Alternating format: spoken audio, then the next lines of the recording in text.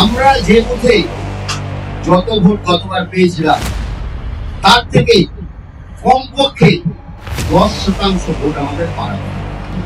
এমন কোন মানুষ নেই যে প্রধানমন্ত্রী নরেন্দ্র মোদীর যে প্রকল্প আছে সেই প্রকল্প থেকে সুবিধা পায়নি।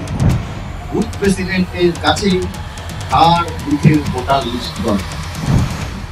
এর আগে সিলেকশন ছিল, এবার নির্বাচন হলো। তার মানে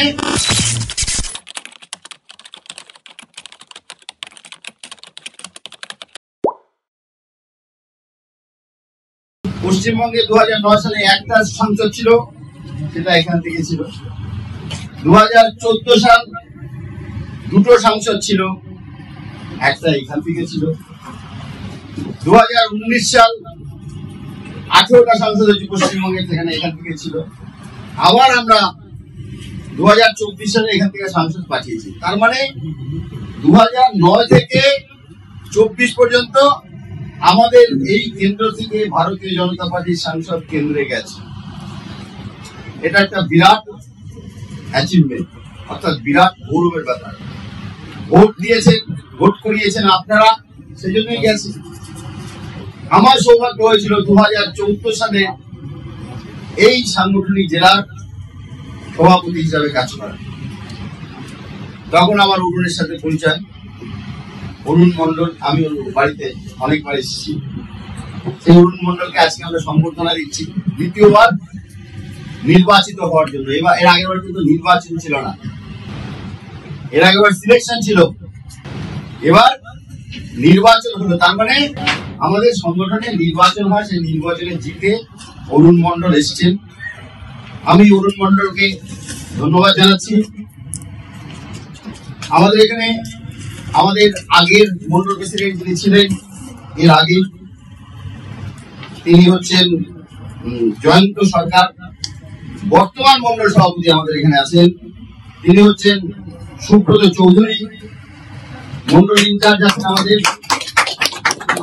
পশুপতি সাহা।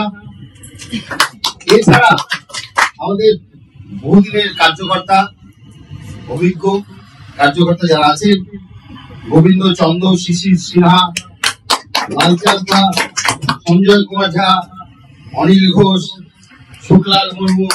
শুক্লালদা এখানকার প্রাক্তন প্রেসিডেন্ট। হ্যাঁ, শুক্লালদা এখানকার প্রাক্তন প্রেসিডেন্ট, অনেকদিনের পরিচয়। আমি যখন ছিলাম তখন উনি ছিলেন। আপনারা যারা এখানে আছেন তারা অনেকের সাথে পরিচয় হচ্ছে আমার। দেখুন, ভারতীয় জনতা পার্টিতে আমরা সবাই সমান। আমি আজকে এখানে এসেছি, আমি কালকে ওখানে বলবো। ওখানে যিনি এসছেন সেখানে বলবেন, তার দায়িত্ব পাল্টাবে। আমি কোনো সময় একদিন জেলা কমিটির সদস্য ছিলাম, তারপরে আমি জেলা সভাপতি হয়েছিলাম, রাজ্যের সেক্রেটারি হয়েছিলাম, জোনের কনভেনার হয়েছিলাম, রাজ্যের জেনারেল সেক্রেটারি হয়েছিলাম, রাজ্যের ভাইস প্রেসিডেন্ট হয়েছিলাম। আপনাদের মধ্যে এরকম অনেকে আছেন যারা আগামী দিনে এরকম ভাবে যাবেন। এই যে অরুণ মন্ডল এবং সভাপতি হয়েছে, এবং এর আগে আমাদের শিলিগুড়ি সাংগঠনিক জেলায় গ্রাম থেকে অরুণ মন্ডলের আগে কেউ সভাপতি হয়নি, সব শহর থেকে সভাপতি হয়েছিল। ফার্স্ট হচ্ছে অরুণ মন্ডল আমাদের গ্রামের থেকে সভাপতি। এই জন্য আমি সত্যি যে সবাইকে সমান দৃষ্টিতে এগিয়ে নিয়ে আসার চেষ্টা করছি। আমি খুব সংক্ষেপে 2-3টা কথা আপনাদের বলবো। আমরা কিছুক্ষণ আগে শিলিগুড়ি সাংগঠনিক জেলা সম্বন্ধে বললাম। আমাদের মোট 77টা 2021 ইলেকশন হয়েছিল। আমরা 77টা মানে এমএলএ অর্থাৎ বিধায়ক জিতাতে পেরেছিলাম। তার মধ্যে আপনাদের এই এলাকা কিন্তু তার মধ্যে একজন। আমরা জিতেছি, শুধু এটা জিতেছি না, আমরা 19-এ জিতেছি এই বিধানসভা, আমরা 21-এ জিতেছি, আমরা 24-এ জিতেছি। আমরা জিতছি, কিন্তু এইবার আমাদের লক্ষ্য কি? 26-এ আমরা তো জিতে গেছি, আমাদের লক্ষ্য একটাই, বুথ। আমরা যে বুথে যত ভোট গতবার পেয়েছিলাম তার থেকে কমপক্ষে 10% ভোট আমাদের বাড়াতে হবে। আমাদের টার্গেট যে আমরা বাড়াবো। কিভাবে বাড়াবো? প্রশ্ন হচ্ছে কিভাবে বাড়াবো? জনসংযোগ বাড়াতে হবে। মাননীয় প্রধানমন্ত্রী নরেন্দ্র মোদীজি প্রচুর কাজ আছে যার জন্য মানুষ উপকৃত হয়েছে। এমন কোন মানুষ নেই যে প্রধানমন্ত্রী নরেন্দ্র মোদীর যে প্রকল্প আছে সেই প্রকল্প থেকে সুবিধা পায়নি। এমন কোন মানুষ নেই ভারতবর্ষে, সবাই কোনো না কোনো সুবিধা পেয়েছে। আপনি দেখুন, আপনি আমাকে বলবেন যে রতিনদা আপনি তো চার্টার্ড অ্যাকাউন্টেন্ট, আপনি পেয়েছেন। আমিও পেয়েছি, কারণ এই যে গত বাজেট হলো তাতে মধ্যবিত্তের জন্য ট্যাক্সের 12 লাখ টাকা পর্যন্ত ছাড় দিয়েছে, সবাইকে দিয়েছে। কারো ঘরে জল পানীয় জল আসার ব্যবস্থা করে দিয়েছে, কারো গ্যাসের ব্যবস্থা করে দিয়েছে, কারো রেশনের ব্যবস্থা করছে।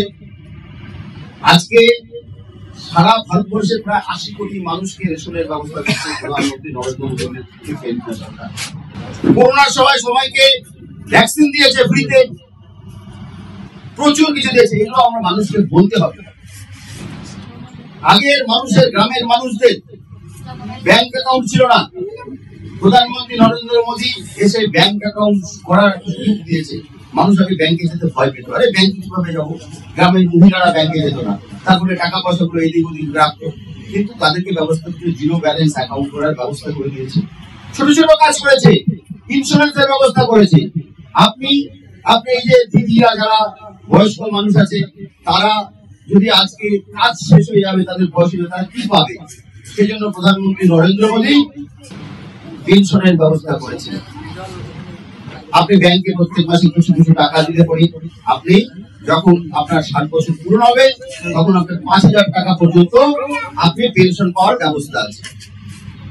তো এত কিছু আছে, এগুলো আমাদের জানতে হবে।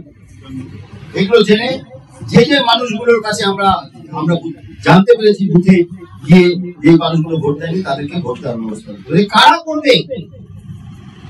অরুণদা করতে পারবে না, আমি করতে পারবো না, মন্ডল প্রেসিডেন্ট করতে পারবে না। করবে কারা? বুথে যারা আছে তারা বুথ প্রেসিডেন্ট করবে। বুথ প্রেসিডেন্ট করার আগে সবচেয়ে আগে কি দরকার?